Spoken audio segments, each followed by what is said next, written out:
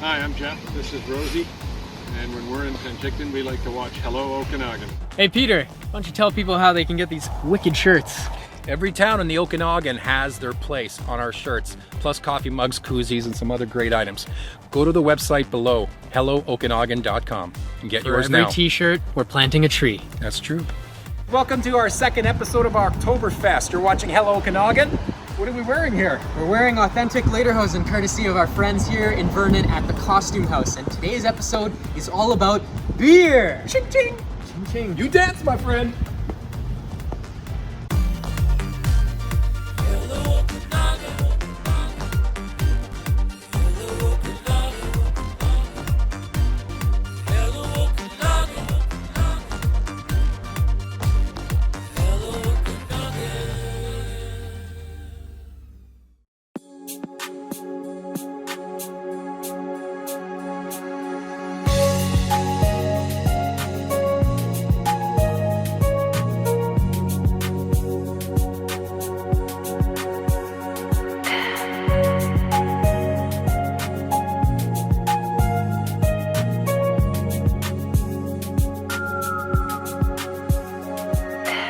Hello Okanagan, welcome back to part 2 of our Oktoberfest special. We're here in Kelowna at a wonderful place called Vice and Virtue Brewery, and we wanted to ask, first of all, before we get to the good stuff, you guys got a great food program and wonderful beer, and I know that firsthand, is can we get the history of Vice and Virtue? Yeah, so this was born out of like a group of friends, kind of collective love of craft beer. Like we came together through our enjoyment of barbecues, drinking great beers, wine, like, you know, enjoying the things that, you know, the Okanagan's kind of really well known for. We started home brewing in about, I think it's 2015, 2016 in my little shed that's actually just down the street. Oh, cool. Yeah, it was lots of fun. There's a lot of people that start like that, actually. Yeah, and it's like, well, it's a great way to kick off, you know, there's a really strong home brew club in the Okanagan as well. We know a lot of computer companies that start in their garage or in their shed too, right? Why not? Yeah, exactly. So, you know, we got doing that, and we got the conversation happening, and we got the project moving forward. We got a good team of like investors and crew around us, and then we decided to go for the project. We opened the doors on July 6, 2018. We've been going quite well since there. Really great reception from the public. And yeah, we just kind of continue to grow our team. We actually ended up hiring a brewmaster. Wow. Rather than actually brewing the beer ourselves, because there's a little bit of a difference between a 5-gallon batch and a 10-barrel batch. He can talk you through that in a little while. So yeah, we just kind of really want to focus on like a lot of local ingredients and a lot of creativity in what we do, while still keeping it approachable to just like, you know, everyone who comes through the door. And one other thing that I'm noticing here too, obviously from apart from the big steel container here that we're going to take a tour in a little bit, but really love the layout. But you've also incorporated like food into the brewery here. So why don't you tell us a little bit about the food? What kind of things you offer? Is there a chef? Like who kind of? Yeah, for sure. So like it was always a fairly strong opinion of us of ours that like beer and food go like hand in hand. You know what I mean? And if you consume a lot of beer, it actually helps. Yeah, It absorbs the beer. Like, yeah, sure. And it's always really important. Even when I'm we were saying that from personal experience. I know. I've been working it down, man. I've been having healthy beer. Yeah, there you go. Vice and Virtue beer. Yeah, exactly. So one thing we wanted to do, the same thing, focus locally as much as possible. It was a little bit of a like 11th hour thing to go as heavy into our food program. Yep. But we brought on the right people to get it done. The biggest distinguishing factor of our food program is we don't have open flame and we don't have a range hood, so it really restricts what we can make. But what we do have is a smoker, so we focus a lot on like smoked goods, meats, vegetable products, and then we also have a curing cabinet, which I'll show you guys later. So we do our own charcuterie, make our own sausage and curings there. So that, and then we provide that on a charcuterie plate. So we just try and make it unique for a brewery experience, because there's no deep fryer, for example. Nope. You know what I mean? But you still want that, you know, that food that matches well with the beer. And we've actually been really lucky to have some really great talent through, and our current chef Chris Braun now, he's really well known. He was over at Rod's for a number of years, and he's really into his combining food and beer. So which he's doing a great job of. Actually, right now we're doing an Oktoberfest special. We're doing a currywurst and a pint of Pilsner. So it's like, the idea being it's like a bit of a street food thing, and you have like a pint of Pilsner and a currywurst during that Oktoberfest kind of thing as well. Well, this is a great segue. Let's take a walk over there. You can show us around. We'll have a couple of other food questions for you. Sounds great. Okay. Cool.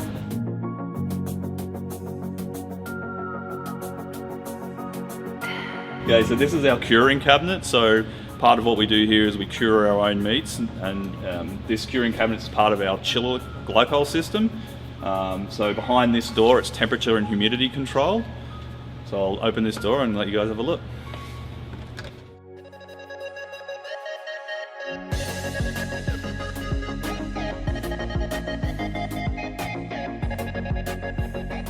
And now it's time for an Okanagan update with our very own Elizabeth.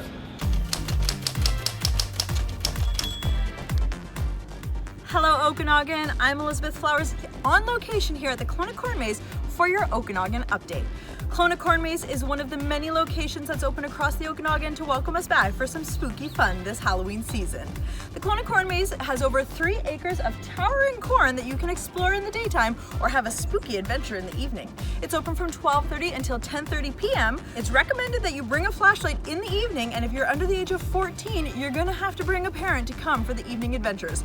The animatronics displays come alive at 6 p.m.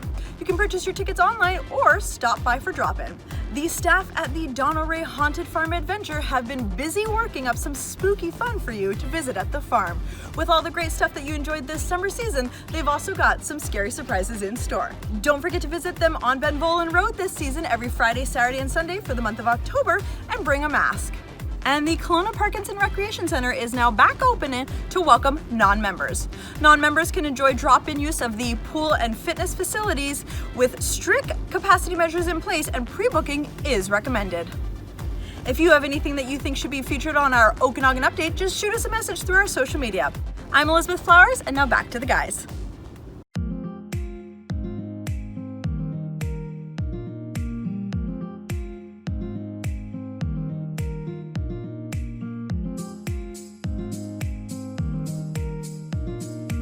Hey guys, welcome back. We're in the back part of Vice and Virtue. We have an all-access pass thanks to the owners and our friend, here, Brewmaster James. James, how you doing, my friend? Pretty good idea today. Good, man. Before we get into the tasting and how beer is made and some silly questions that we're gonna have to throw you, give us some history about yourself. How did you get into the business? I started off making wine. My brother's a winemaker. I did a vintage with him down in the Soyuz.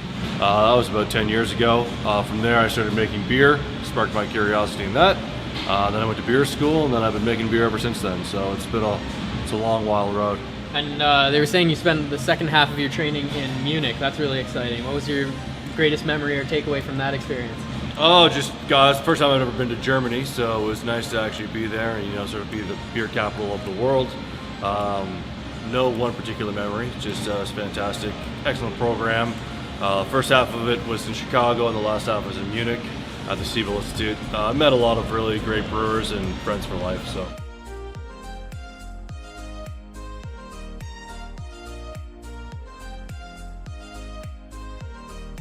How many types of different beers are there? Like, what makes a beer different? Is it the hop? Is it the barleys? Is it all that kind of stuff? There's an infinite amount of types of beer. There's new ones being created every day. But yeah, the fundamentals that will change the varietals of beer, first and foremost, is the type of yeast you're using in it. And then obviously from there, you've got your base malts, your grains, the hops you use, any other ingredients you can add to it. We run the gamut. We've got 8 different beers on tap right now, and I think we've done probably 30 different beers plus since we've opened. So wow. The varieties are endless. It's essentially whatever you can imagine. I got a crazy question for you, and I've been asked this. How many beers fit in a keg? If someone's going to go buy a keg, I guess not a pony keg, like a regular size keg. I guess most people only think of volume of beer as a 355 ml can, so that's a 50-liter keg, so about 140 cans in a keg. He just figured that out like this. The brewmaster. Mental math. I love it. So now, obviously, like looking around, like all this equipment is like state of the art, looks absolutely insane. Now, what are the main processes? Like what happens in each of these kegs or containers? or what do you call them? Fermenters. Fermenters. Okay, so Unitake fermenters. okay, beautiful. And then like, what is the main process? What happens in each of these ones? Do you have to transfer it before you get to the final product that's in the glass? Yeah, so it's a fairly basic process. We essentially take our wort and oxygenate it, throw yeast in it, let it ferment in one of these, and then once that's done, we switch it into a cleaner one, and we'll either add ingredients or not, and then carbonate it. Bam, you got beers. That's straightforward. But between that part there's lots of tastings to see, kind of like a chef, I'm assuming. What does it need? What's it missing? Not to be, Or is it good where it's be at? honest, there is some tasting along the way, but there's not much tinkering. Usually that's all done with recipe design beforehand. I don't like to adjust my beers on the fly. Some people can do it that way, but it's just not the way I make beer. I usually have an idea of what it's going to taste like at the end, and I try not to pucker that up and get too involved with it. And So do you guys have a let- taste? Do you let guys have time. do you guys have a taste master? We've got a few taste masters around. Predominantly the people that own the place come in and sample all the tanks with great frequency. So you're not looking for a taste master? Oh no, well, we're always looking for more. Okay, cool. Well, thank you so much, my friend. When my beard grows up, I want it to look like his. And when David grows up, he can go into a men's size of these Okanagan, Hello Okanagan t-shirts. Let's go taste.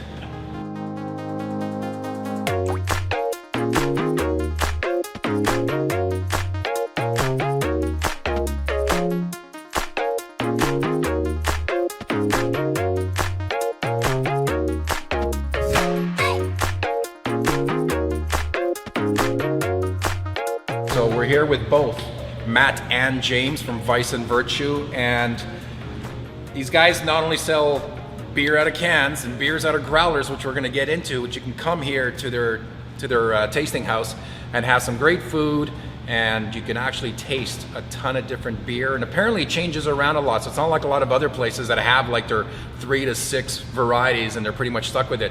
These guys are very creative and they keep up coming with new beers. So without any further ado, let's try some out. What are we starting with first? I saw that you poured this beautiful red one here. Yeah, we're going to start off with our lowest alcohol beer that we've got on tap at the moment. This, So David can handle this one. exactly. Okay. This is, I think everyone should be able to handle this one. Okay. This is our Love Potion Raspberry Berliner Weiss, as we call it. So it's essentially a traditional German Berliner Weiss, which is a wheat beer that is slightly soured with lactobacillus, same thing that makes yogurt. We then rack it onto raspberries and let it naturally carbonate. So it's a very easy drinking, light, bright, fruity beer. And it doesn't even taste like a beer. This is not a beer to me. Sorry. Yeah, no, it's beer. Just because it doesn't taste like a terrible lager doesn't mean it's not a beer. Exactly. But guys, this is amazing. Holy cow. No, seriously, I've tried a lot of beers, and I came to the conclusion that beer's just not really for me. I've tried craft, I've tried your garbage that you drink at house parties or whatever it is, but this is like, I could definitely pour this on a nice Okanagan summer day and enjoy it. This is and the smell too. It's great in the dead cold of winter too. It's just course. fantastic all the time. Next we're going to try one of our most recent lagers called the Lemon Drop Lager. So this is sort of a traditional German pils that we dry hop with an American hop called Lemon Drop. So clean, bright, easy drinking with some subtle citrus and herbaceous notes to it. And when you say a German beer, what makes a German beer? Like what's the credentials for a German beer? Stylistically, in this case, it'd be German Pilsner malt, some historical German hops, and also just the yeast strain is from Germany itself. And I got a question for you since you're a brewmaster. Can you smell what the beer may taste like? Absolutely, yes. Yeah? So up next is our supplier IPA. So this is an IPA that we make. It's a bit more traditional West Coast IPA, but we're frequently changing up the hops on it. So each batch is a little bit different. So this one's darker than the last one. What makes it darker?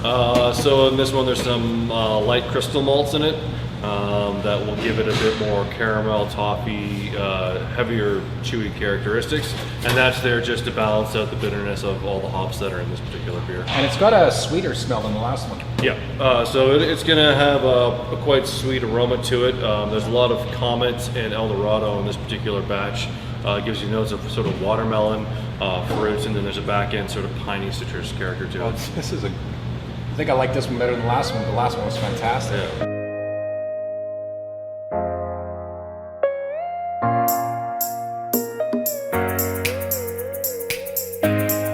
we're in the kitchen now at Vice and Virtue with Master Chef Chris. Chris, how you doing, my friend? Good, how are you? Nice to meet you. Nice to meet you. I know this month the boys were telling me about an Oktoberfest special that you guys are doing. You want to give us some more information about that? Yeah, so I started working with James, trying to get some traditional German pairings, showcasing Germanic food, going with some of his up-and-coming beers that he's releasing. Sweet. And we're looking at this one right here. So this week we did a traditional currywurst. We're pairing it with our Pilsner.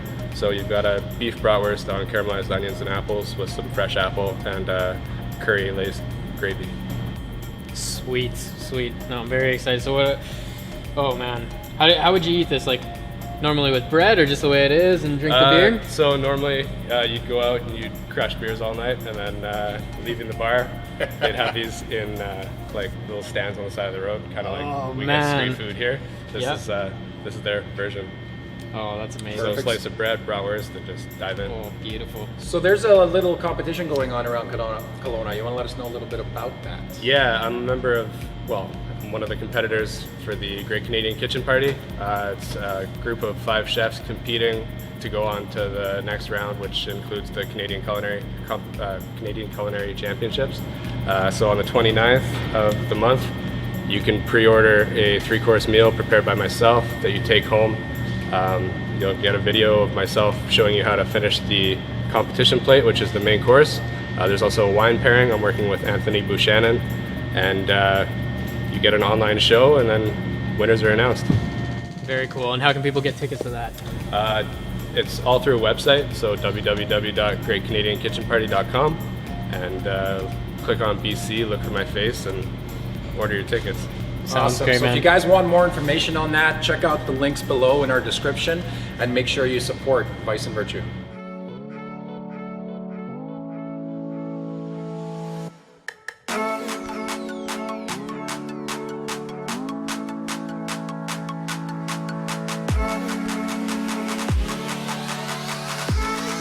Hey guys, we're just outside of Vice and Virtue, and we had to throw these guys in the show. It's called Tapped Events. This is incredible. They actually got taps that come out of their truck, and it can be at any of your events. So you want to give us some information about exactly, first of all, how did you come up with this idea? Yeah, listen, we've been to many a kegger. We had friends that had kegs of beer sitting in a garbage can, and we were like, there has to be a better way, something way more fun, a way that we can support local and drink great craft beer. And so we figured what better way than to put a tap system on wheels, and what sexier way to do it than in an old truck. Very cool. And like, looking at this now, how are you guys halted by COVID with events and everything like that? Has it made a big impact? Has it affected you guys? And how have you guys pivoted? Yeah, totally. I mean, we have certainly been affected. We were supposed to be at a couple beer festivals and doing some really cool things. That being said, it's kind of the resurgence of small celebrations. So we've been offered the opportunity to work backyard weddings and really small kind of intimate events where people want to support local still in any way that they can, and get together in the backyard with family and friends. So Jody, does the customers usually ask what kind of beers they want, I'm assuming, and you just cater to them? Yeah, we put whatever on the back of the truck that you want us to put on the back of the truck. What was the strangest request you had ever? Or party? What kind of party was the strangest party? Strangest party, that's a good question. We've done some bachelor parties in the backyard, so you know, they want to drink right out of the tap. So it's basically weddings, corporate functions, birthday parties, bachelorette parties, all that kind of cool stuff. Yeah, and breweries hire us as well, so we can certainly go out and support with things like beer festivals and things like that. Sweet. So where can people find you? Tappedevents.com, and on all the socials at Tapped Events. Well, thank you so much, and thanks to Rob, who's off camera right now. That's closing off traffic for us while we're here. Thank you, Jody. Awesome. Cheers, guys. Awesome. Thanks, Jody. Awesome. Well, thank you very much, Matt and James. Thank you, Vice and Virtue. This is a wonderful place. If you guys are in the Kelowna area, you have to come down here. And it's not just because of the beer, not because of the food. Great people that work here. Yeah, and if you guys are like me and had lost all hope on beer, believe me when I tell you, this is a good chance to come in and give it another go, give it another try, give it a second or 6th or 7th or 13th chance. Happy Oktoberfest. Thanks, guys. Cheers, guys. How do you say cheers in German? Prost. Prost. Prost! Hey guys, make sure you subscribe to our YouTube channel. And make sure you smash that like button and leave some comments. We'd love to hear from you about future episodes.